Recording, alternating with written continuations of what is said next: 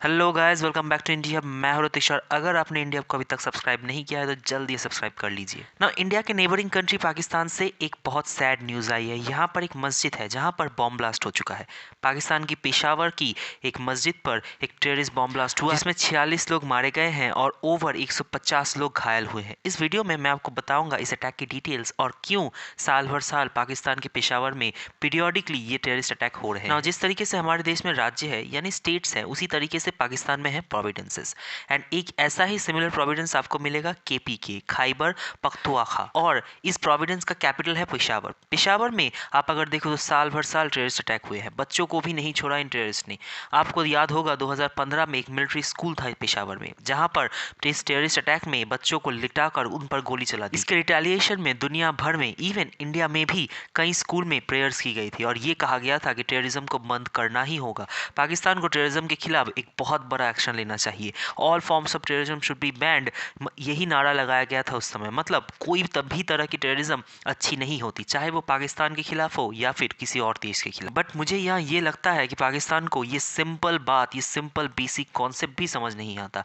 और आप देखोगे कि पाकिस्तान की पेशावर में जो मस्जिद है वहाँ पर लगातार ये अटैक्स हो रही है। 2022 में आपको याद होगा यहाँ पर एक शिया मस्जिद थी जिसमें इस्लामिक स्टेट्स के टेररिस्ट ने अटैक किया था। 63 डेथ्स हुई थी और मोर देन 193 इंजरीज भी हुई थी। इस न्यूज़ को शायद आप भूल भी गए होंगे क्योंकि पाकिस्तान में बहुत ज़्यादा पीरियोडिकली ये टेररिस्ट अटैक हो रहे हैं, जिसकी वजह से इन सारे न्यूज़ को याद रख पाना भी एक साथ बहुत ज़्यादा मुश्किल है। टेररिज्म के मामले में पाकिस्तान की सरकार चाहे कितनी भी नारा लगा ले, पर पाकिस्तान में सिचुएशन बिल्कुल भी ज़्यादा इंप्रूव नहीं हुई है ना। पाकिस्तान में भी अदर प्रोविडेंसेस हैं, बट केपीके में अगर आप देखो तो केपीके के प्रोविडेंस में सबसे ज़्यादा टेररिस्ट हमले होते हैं। पाकिस्तान की जो तालिबान है, जो पूरे पाकिस्तान में तालिबान का राज फैलाना चाहती है, वो आपको केपीके में ही मिलेंगे। बट मेन प्रॉब्लम यहाँ ये है कि पाकिस्तान कोई बहुत बड़ा देश नहीं है कि एक जगह से दूसरी जगह जाने में कुछ दिन या फिर कुछ महीने लग जाए। सो केपीके प्रोविडेंस से इस्लामाबाद आने में भी इन टेररिस्ट ऑर्गेनाइजेशंस को कुछ ज़्यादा वक्त नहीं लगेगा। इसीलिए क्रिकेट या फिर कोई भी मेन प्रॉब्लम्स हो पाकिस्तान में, जब भी टेररिस्ट का मामला आए तब उसे बहुत ज़्यादा सीरियसली लेना चाहिए। देखिए पाकिस्तान में 2022 या फिर उसको छोड़कर भी जो सिमिलर अटैक्स हुए हैं रिसेंटली, उनको इंपॉर्टेंस दे पाना बहुत ज़्यादा मुश्किल है क्योंकि पाकिस्तान में recent years non stop terrorist attack होते रहे हैं। बट इन सब में से एक इंपॉर्टेंट डिफरेंस आपको मिलेगा। देखो ये जो अटैक हुआ है 2023 में या फिर जो अटैक हुआ था 2022 में, उनमें उसका मेन डिफरेंस है किसको टारगेट किया गया था। इन 2022 जो हमला हुआ था उसमें शिया कम्युनिटी को टारगेट किया गया था और ये टारगेट किया था इस्लामिक स्टेट्स के टेररिस्ट ने। मगर 2023 में जो हमला हुआ है उसे किया है पाकिस्तान की तालिबान ने। पाकिस्तान के तालिबान के कमांडर ने ये खुद कहा है कि ये जो सुसाइड बॉम्बिंग हुई है जिसमें 50 से भी ज़्यादा लोग मारे जा चुके हैं, वो हमने किया है एंड इन द फ्यूचर ऐसी बॉम्बिंग्स हम और भी ज़्यादा करते रहेंगे। अब ये आप ज़रूर पूछ सकते हो कि बेसिक क्वेश्चन कि पाकिस्तान के तालिबान चाहता क्या है। तो पाकिस्तान का तालिबान का मेन ऑब्जेक्टिव यहाँ पर ये है कि ये जो गवर्नमेंट है करंट पाकिस्तान की, उसे ये बिल्कुल हटा दे।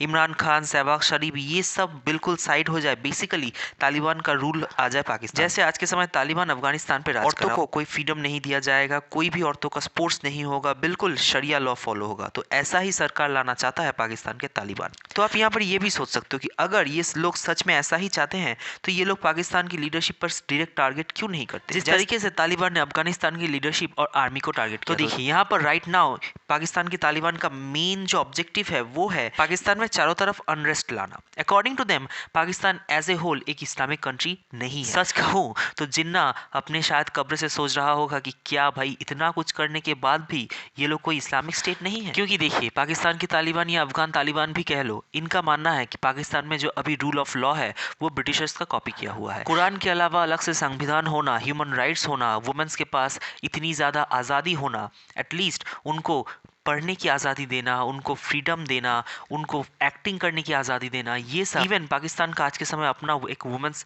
क्रिकेट टीम भी है, ये सब होना एक क्वेश्चन खड़ा कर देता है उनके लिए पाकिस्तान के इस्लामिक स्टेट होने पर। और इसकी ही जस्टिफिकेशन में ये लोग ये सुसाइड बॉम्बिंग एंड अटैक्स कर रहे हैं। मॉस्क कह लीजिए या फिर मस्जिद, ये लोग कहीं पर भी अटैक करने के लिए तैयार है, जिससे पाकिस्तान की करंट पॉपुलेशन, पाकिस्तान की करंट गवर्नमेंट पर और भी ज़्यादा गुस्सा होगी एंड अनरेस्ट और भी ज़्यादा फैलेगा। केओस होगा पूरे पाकिस्तान पे। नाउ आप यहाँ ये सोच सकते हैं कि क्या ये टैक्टिव सच में इफेक्टिव होगा? तो देखिए इसका सिंपल आंसर है हाँ, हो भी सकता है, क्योंकि अगर आप हिस्ट्री को देखो, देखिए क्योंकि मैं यहाँ हमेशा कहता हूँ history can teach us a lot and sometimes it repeat itself. तो हिस्ट्री में अगर आप देखो जो पाकिस्तान का जो वॉर ऑफ टेरर है, जो यूएसए ने बाय द वे खुद ही स्टार्ट कर दिया था 9/11 के बाद, एंड पाकिस्तान बाय डिफॉल्ट उसका पार्ट बन गया था। पाकिस्तान की पार्लियामेंट ने ये खुद कहा है 2021 या 22 में कि $150 बिलियन का लॉस हुआ है पाकिस्तान को ऑन वॉर ऑन टेरर। और पाकिस्तान के तालिबान का भी अभी ऑब्जेक्टिव यही है। पाकिस्तान के पास ऑलरेडी पैसा नहीं है, इंडिया के साथ भी ये रिलेशन खराब करके बैठे हुए हैं। और रिसेंटली हमने ये भी देखा है कि सऊदी अरेबिया और यूएई के जो डिप्लोमेट्स हैं वो भी पाकिस्तान को काफ़ी सटल शब्दों में कह रहे हैं कि कश्मीर के इशू को भूलना स्टार्ट कर दो, उसको भूल जाओ, जो हो गया वो हो गया, इंडिया के साथ पीस इस्टेब्लिश करो। क्योंकि आप कह लीजिए इंटरनल प्रॉब्लम्स के साथ साथ अगर पाकिस्तान को इंडिया के साथ बॉर्डर में भी प्रॉब्लम्स या कॉन्फ्लिक्ट झेलनी पड़ गई तो पाकिस्तान ये झेल नहीं पाएगा। तो पाकिस्तान के तालिबान का भी यही सिंपल फॉर्मूला है, करंट गवर्नमेंट का जो एक्सपेंडिचर है वो और भी बढ़ाए, ताकि करंट गवर्नमेंट और गवर्नमेंट इंस्टीट्यूशन कभी डेट से बाहर ही ना निकल पाए। बिना इकोनॉमिकल पावर के आप देखोगे तो कई गवर्नमेंट दुनिया में गिर चुकी हैं और पाकिस्तान की गवर्नमेंट भी गिर सकती है। ऑलरेडी जो करप्शन है पाकिस्तान में वो पीक पर है।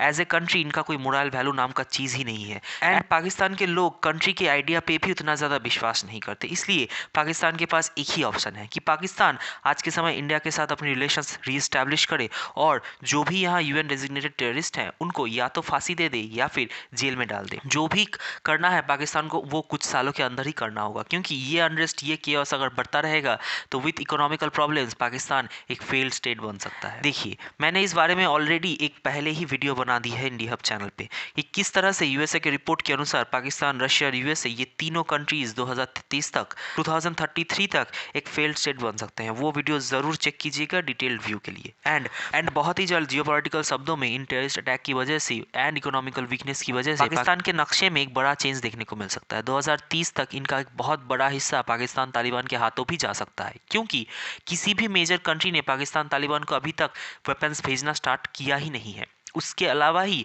पाकिस्तान तालिबान ने पाकिस्तान पर इतना ज़्यादा प्रॉब्लम्स खड़े कर दिए हैं। बट अब अगर अफगानिस्तान के तालिबान बड़े स्केल पर जो अमेरिकन वेपन्स इन्होंने एक्वायर किया है अफगानिस्तान से उसे पाकिस्तान तालिबान को देना स्टार्ट कर दे तो पाकिस्तान की गवर्नमेंट और उनकी आर्मी के लिए प्रॉब्लम्स और भी ज़्यादा बढ़ने वाली है। मैं तो चाहूँगा पीस हमेशा मेंटेन, देखिए मेरे हिसाब से मैं चाहूँगा पीस हमेशा मेंटेन रहे, क्योंकि पाकिस्तान को जो देखिए मैं चाहता हूँ पीस हमेशा मेंटेन रहे, क्योंकि पाकिस्तान हो या फिर दुनिया का कोई भी और कंट्री, अगर वॉर होता है तो मैसिव चेंज लाएगा वो, और वो चेंज अगर रॉन्ग डायरेक्शन में जाएगा तो सिर्फ उस कंट्री के इनोसेंट लोगों को ही नहीं बल्कि इन द फ्यूचर दुनिया को, इवन हमको भी इससे बैड साइड इफेक्ट्स झेलना पड़ सकता है, जो मैं बिल्कुल नहीं चाहूँगा हमारी कंट्री को झेलना पड़े। तो ये थी आज की स्टोरी, एंड अगर आपको इस वीडियो से कोई भी वैल्यू मिलता है तो चैनल को ज़रूर सब्सक्राइब करिए एंड अपने फ्रेंड्स के साथ ज़रूर शेयर करिए, ताकि वो भी जान पाए डेली ऐसी amazing stories and world wide news content.